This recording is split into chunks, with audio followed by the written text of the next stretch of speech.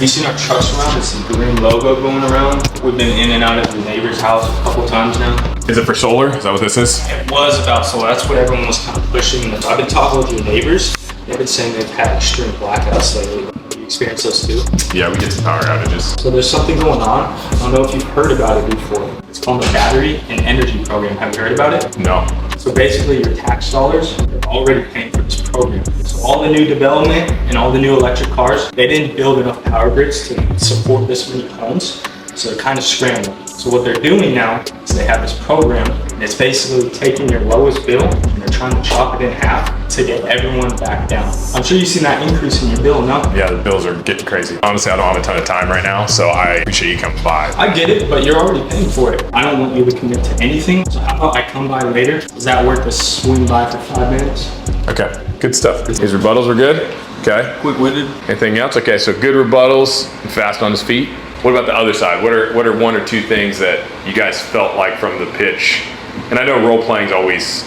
Yeah, it was a little. I got it. So there's no knock or anything, but just one or two things that you think listening to it you would have done different, or you think he should do different next time.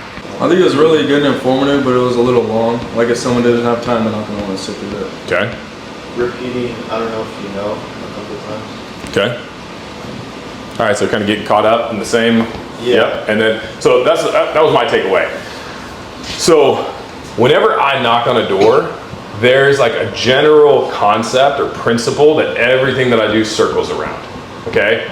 And it all circles around curiosity. Like curiosity is the reason that somebody's gonna schedule an appointment with you. So the language that you use, your body language, the tone that you use, it all needs to create a level of curiosity in the mind of the prospect, because I'm sure everybody's heard before, once the prospect starts asking you questions, what does that mean? You guys heard this? They're interested, right? We all say, oh, once they start asking questions, that means they're interested. Like, I don't actually think that's right. I think once they start asking questions, that means they're curious, okay? And then we want to leverage that curiosity to get our goal, which is an appointment. Okay. So you want to run it back the other way? Yeah. Okay. So I do it a little different, right? I don't know. I was trying to eyeball your guys' pitch on the screen, but I didn't read through it. But I'll be. It's a lot. Is it a lot? Here, pull it back up. Can you pull it back up real quick? Yeah. PG&E, huge electricity problem. Whew. Okay. Hello? Hey, Jim. Yeah. Hey, Jim, my name is Zach. I had sent you some stuff in the mail. I don't know if you got a chance to take a look at it. No, I didn't see anything in the mail. Okay, it's all good. Long story short, there's a new battery project, energy and battery project that's out. So we sent you some stuff on it. I was just following up to see if you had a chance to take a look at it. Doesn't sound like you did. It's okay, no problem. Long story short, there's a lot of like traditional, I'm sure solar guys that have come to your house and talked to you about all kinds of stuff. There's a completely new program that I've helped a couple of the neighbors already take advantage of. And so I didn't want to do anything right now. I know I just stopped by your house kind of unannounced, but if you've got 10 minutes or so tomorrow, I'd love to. Do you have that piece of paper? I'm pretty slammed right now. No. So we just send everything out to the community because this community was kind of authorized to be able to take advantage of this new program. But here's what I can do. If I can get some basic information from you, I'll swing back tomorrow and then I can have all that put together. Does that make sense? Yeah. Okay, cool. And then, well, he made it easy right there, right? No, He said I mean, yes. but you brought so much curiosity. Like I wanted to know what you're talking about. So like you can see, I didn't really say any of the value, right, that's in the pitch. The whole goal of that language is to say enough, right, that he felt like I was saying something. To get the closer to come by. Yeah, but not say so much that like I want him to be like, well, no, I didn't get that. What's it about? What's this new energy program? Is it for my community? Like, what is it? Yeah, it's a good question. So if you'd have looked at the stuff I sent you in the mail, right, you'd know. But if you didn't, that's okay. We can bring it back by tomorrow. Okay? That makes sense? Like, do you see the difference in those two pitches? This is where there is a skill to this game, okay? If there was not a skill to this game, everybody could read the same script and have the exact same results, but we all know that's not true, okay? And the reason it's not true is because if I have a conversation with you at the door, part of my skill is reading where the curiosity's at, right? Like, is this guy becoming really curious in my message? Am I losing him? Where is he? You know, like I have to be able to feel that from the prospect to know. Who said he was quick-witted? Is that one of you guys? When he gave the pitch? Okay, you said he's quick-witted. That's where the quick wit comes in. Because if I feel like I'm losing him, like I need to do something different to not lose the prospect. But if I feel like he's walking down the path with me and I'm building that curiosity, I can see it in his eyes, like I always go for the eyes. It's like as soon as I get any kind of squint or any like you'll see it, you know, then I know like, okay, it's working, okay? So anyway, we'll talk more about that, but like that's where I would say the skill element comes in of being good at the door. But if I'm having this conversation and I start to feel like he's giving me the look of, it's too good to be true, right? This is some scam or something. Then I'm gonna say, there is a catch, right? There is a catch to this program. Unfortunately, not everybody qualifies, okay? So that's my manufactured friction that I'll create. Unfortunately, not everybody qualifies for this program. And now you'll see it. Like if you say it the right way, if you do the build up and curiosity build the right way and you start to see it in their eye like, is this guy telling the truth? Is this too good to be true? And then you hit him with that, not everybody qualifies, you'll see him be like, makes sense, okay? Makes sense. Now you know that like need they have is fulfilled. And so the next step is, what are my qualifying questions? You've got to be a homeowner. Are you currently renting the property or do you own the home? Now Jim might say, no, I own the home, we own the home. Oh, okay, good. The other catch is that unfortunately because of this program and the storage and batteries that come with it, your utility bill has to be over $100 a month, right? Actually, scratch that, I wouldn't say that. Because that kind of gives them an out, right? No, not because it gives them an out, because if it legitimately is an out, like if their bill is $35 a month, like you don't want to waste anybody's time. Yeah. Like, you don't waste your own time of being excited that you got one that ain't gonna turn into anything, okay? So I wouldn't say $100 a month because I think a lot of people have heard on different advertising, if your bill's over $100 a month, you qualify for solar, right? Oh, good evening. I got $1,200 a year. No. Oh, you didn't do money?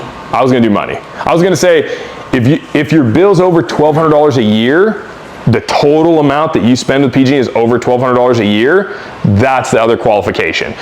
It's the same thing, but you're just saying it in a way they probably haven't heard before, and so they're not gonna automatically stigmatize that $100 a month to something that they heard on the radio station, right? Because the radio station said $100 a month, you're gonna say, you gotta spend over $1,200 a year with PG&E. And hopefully you get them to go like, I think we spend over that, right?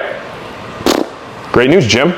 Sounds like you qualify. So here's what I'm gonna do. I'm gonna be back tomorrow, and then the final piece, again, so let's go back to the workflow. We got the intro, we got the value and curiosity build, we got the created friction qualifier. Last piece is you have to, like, and this is sales 101, it's assume the sale. Like, you have to just, once you've got to the point where they have now said they qualify, right, and we've both agreed, hey, there's 2 qualifications, you met both of those, all right, great. So here's what I'll do. Does this time of the day typically best for you, like 12, 1 o'clock, right? And now the conversation needs to pivot completely away from anything that has to do with saving money, solar, any of the quote unquote pitch, and only discuss scheduling. Like once you get past that point, you better never talk about how much money they're gonna save or any of that stuff again. It only needs to talk about schedule, right? Because once we start arguing or going back and forth on schedule, like subconsciously, you're past the point of arguing about whether or not the value and the solar conversation is to be had. Like we're past that now. Now if it's, hey Jim, it's like this time of the day, 12, 1 o'clock typically good for you. He says no, little Jimmy's got soccer practice at 12 to 1 every day, right? I don't know how that would happen. Little Jimmy should be in school. But somehow if that's the case, then it's like, oh, okay, I get that. Well, what if we do this? What if I did like 5:30 or 6 o'clock on, I don't even know what today is. What's today, Thursday? 5:30, 6 o'clock tomorrow, right? He says no again. I'm like, well, I am swinging and missing here. Why don't you tell me, like, you give me a time of the day that's like the least chaotic for you, right? And now all this conversation is just around schedule, and it's hard for the prospect to bring back up solar or to bring back up something that you came and knocked at the door, because it's like we're already past that. Does that make sense? Everybody agree with that? If you don't agree, you'd be like, no man, I think you're full of shit. No, I agree. If you're assertive in what you do, people just follow. 90% of what Zach does, that's all it really is just being so assertive and confident. People just feel, well, I guess I'm going along for this ride. Yeah, part of our job is to create curiosity, build enough value and trust to like grab by the hand and say, let's go this way, this is gonna be better for you, and just slowly kind of lead them and guide them to the path that we need to take them to for their own benefit, right? So they can cut their PG&E bill in half and have a battery in case there's a blackout or whatever, right? So we're not doing this to like get somebody, right, and get them to buy something that's bad for them. Like the benefit of solar is it legitimately saves people money, right? So there's, and that, right, everybody's talking about a recession and inflation and all this stuff going on. So like now is the ideal time to save some money, okay? So doesn't cost them any money out of pocket. They don't have to write a check for anything. They're gonna get to save money right away. Like, what are we doing, right? How's the person said no to all those other people? It's because they're friggin' stubborn, okay? And so you just gotta kind of start with that and know that's the case. And I think that allows you to do this next thing I wanna talk about, which is what I call being professionally persistent. People are gonna tell you no. Okay, let me ask you a question real quick. How many no's before you're like, all right, I'm done with the door? 2 to 3. 2 to 3? 3? 3? 2 to 3? Everybody seems a consensus agreement. So they start slamming the doors. Do they slam the door on you? Yeah, until they shut it. Till they shut it? Yeah. Okay, so half of you 2 to 3, half of you need a door slammed in your face, right? Okay. Like my answer is until I have no additional information to provide. As salespeople, you can ask as many times as you want as long as you continue to give more value. So if I give you like the initial intro, hey, there's this new battery and storage project that's going on in the community, love to kind of walk you through that, spend, I don't know, 10, 15 minutes to kind of show you how that works. Do you have some time tomorrow? Tell me no. No, okay. I totally get it. Here's the thing. Have you already had a conversation about batteries and how you can eliminate blackouts in the future? Have you already had that? No? Okay. Then I will tell you this. If you haven't had that conversation to at least understand the impact, like I would encourage you to at least get that information. I'm not asking for your like autograph or signature, but you definitely should go through that. So again, if tomorrow doesn't work, would you have some time on Saturday? Now, I gave him new information, right? Like we talked about how crucial that battery project is to eliminate blackouts, okay? You guys kind of see that? Okay, now I can ask again. Let's say he tells me no, right? And I say, all right, fair. Let me ask you this question. You said earlier your bill was over $1,200 a year. Is it about $1,200 a year? Is it $2,000 a year? Like what does it average per month or per year? Like what does that look like? 1,500. $1,500 a year. Okay, all right. Let me ask you this question. If you could eliminate the blackouts and that $1,500 gets cut down by a significant amount of money, is that something that would at least be worth 10 minutes of your time? As long as I have new information that I can just keep firing at him over and over and over again, I can keep asking for the business. Assume that maybe there's a chance that that newest piece of information is the turning point for him that goes, oh, well, I didn't realize that my bill can go from $1,500 down, right? Like I didn't realize that because I'd never given him that information before. Now that created interest. So because of that, I'm allowed to ask for the business again. People say like tools in the tool belt or bullets in the gun or whatever analogy people want to give. You need to have as many of those as possible because it allows you to stay at the door and just fire off over and over and over and over. And as long as you do it with like the right vibe and energy, right? I'm trying to think of doors that I've been to. I mean, I've probably had people tell me no like 10 to 12 times. And then you say something, and again, going back to the see it in their face, you'll see it'll resonate different, it'll hit different with them. And then you just kind of elaborate on that little piece and then get an appointment. I always feel like there's this big pressure relief valve that I have access to pull, okay, at any time. And that pressure relief valve is me saying, all right, well, I appreciate it. Thank you. Have a nice day. Right? Like me giving up effectively is me being so uncomfortable with the pressure that's at the door that I'm just done. I just pull the valve and I'm out. Okay. And I walk away. The more that you can feel comfortable not reaching for that safety valve and pulling that, the more you can just feel comfortable in that space, going back and forth with them, feeling like it's a game, right? And the game is number one to win, but you gotta have some strategy to win. So you've gotta do some of these, you gotta take some of these tactics that we're talking about right now, and that gives you the best shot. That's when it feels good. Like that's when somebody can tell you no 8 times and you can still enjoy the back and forth dynamic. And like once you can get there mentally, and that's your mindset, you're so comfortable in that traditionally uncomfortable situation that door knocking, it becomes kind of a fun game. I am not a phenomenal basketball player. You might look at me and go, I'm surprised. No, I'm just joking. I am not a phenomenal basketball player. I like football, okay? But I'm just not great at basketball. I haven't spent time, I haven't worked on it, like I haven't put the time in, okay? But guess what? If I went to like the local elementary school, I would dominate some 3rd graders. You put me around some 3rd graders, I'm gonna swat everything, okay? And I'm gonna dominate, okay? So the moral or the analogy there is that once you get your head right, that's how it feels. It feels like you're going out and competing against like elementary school kids, okay? It just feels totally different. The first like sales job that I had was telemarketing, okay?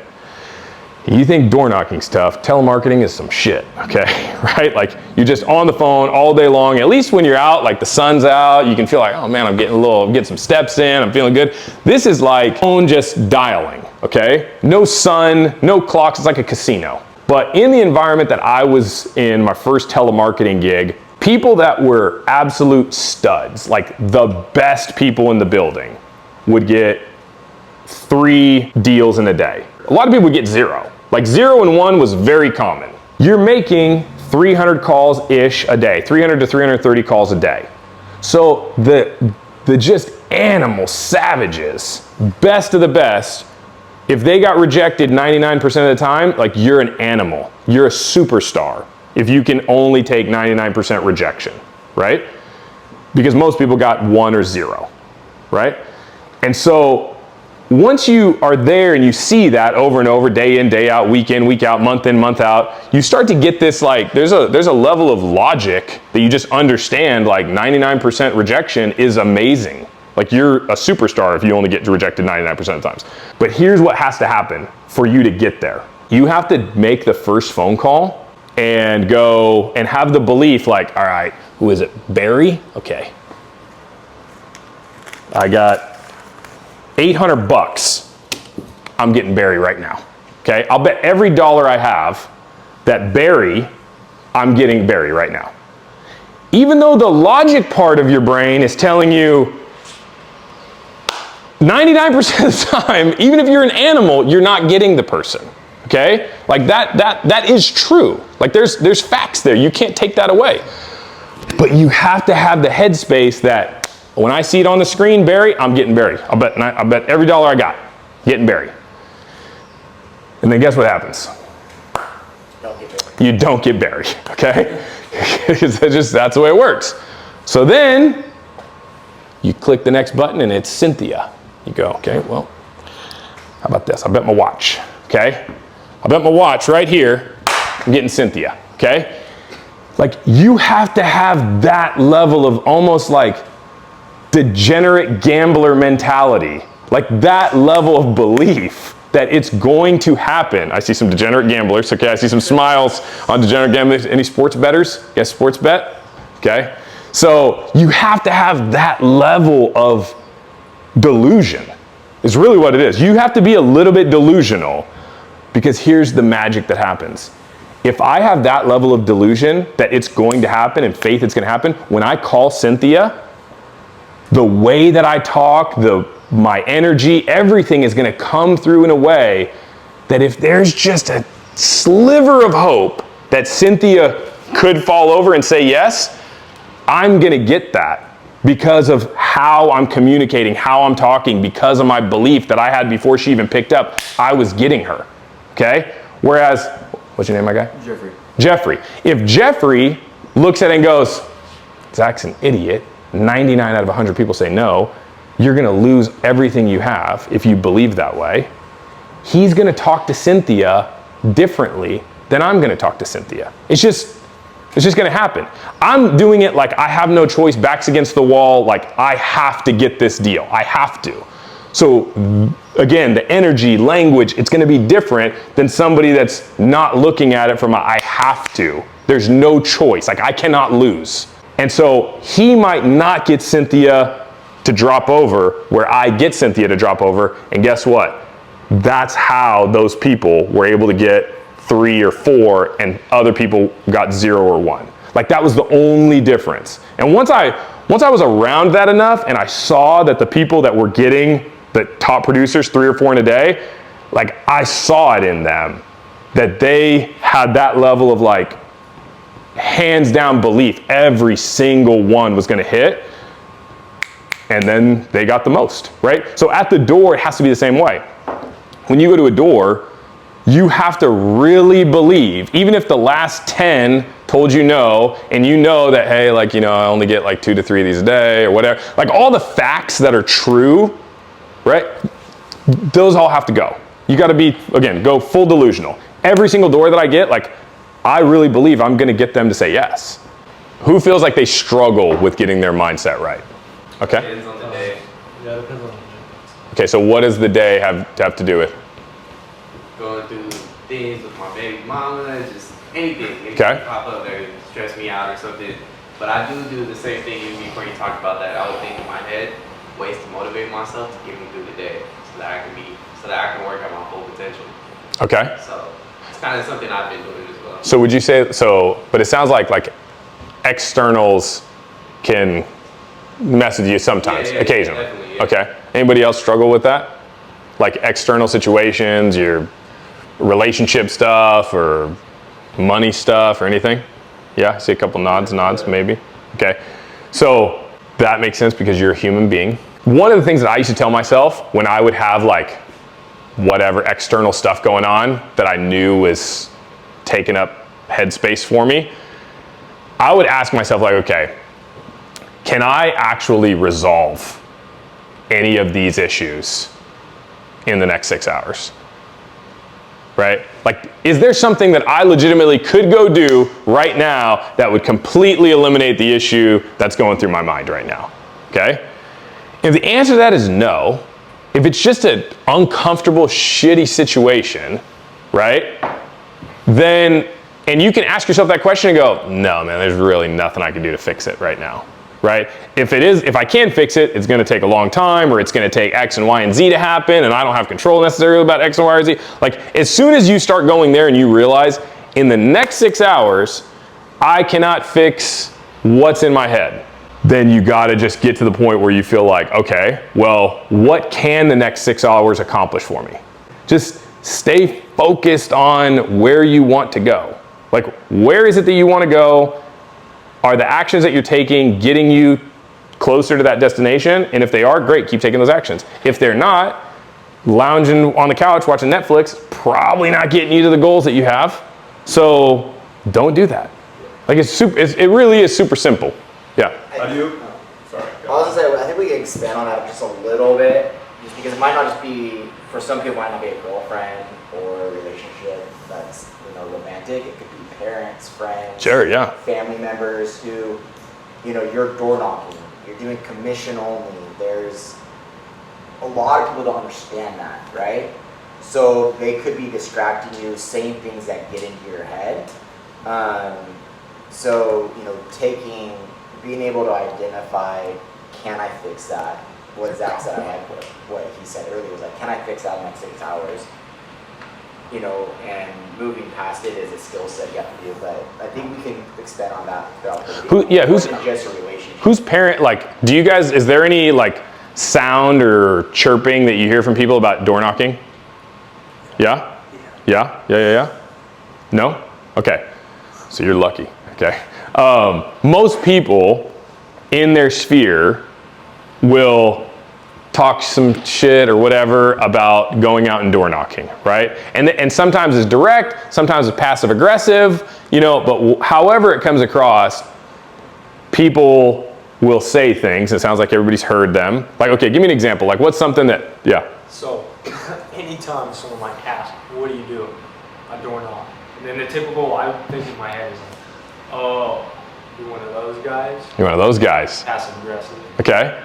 Who's heard that? You're one of those guys before? Yeah, yeah? Oh, yeah. It's common? Okay. What's another one besides you're one of those guys?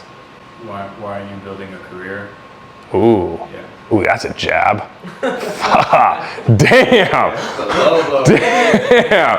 That's brutal. Okay. All right. Why aren't you building a career? Okay. All right. That's a good one. I like that one. Oh, that's like, those are fighting words almost, you know? Okay. Get a degree first. Get a degree. Okay. So the three we have are, you're one of those guys. Why aren't you building a career? Or get a degree first. Something to fall back on. Okay, something to fall back on. Okay, so let's start with get a degree first. I do not have a degree from high school, okay? Did not graduate high school. I took like a little test or whatever, but I did not go through and get a high school diploma, all right? I moved out when I was 16 and have just been on grind mode since 16. So I love it now, because I had a lot of the same stuff of like, oh, if you don't get an education, like you're never gonna make it, you're never gonna make any money, all like that whole narrative that's just somehow so widespread that everybody believes it.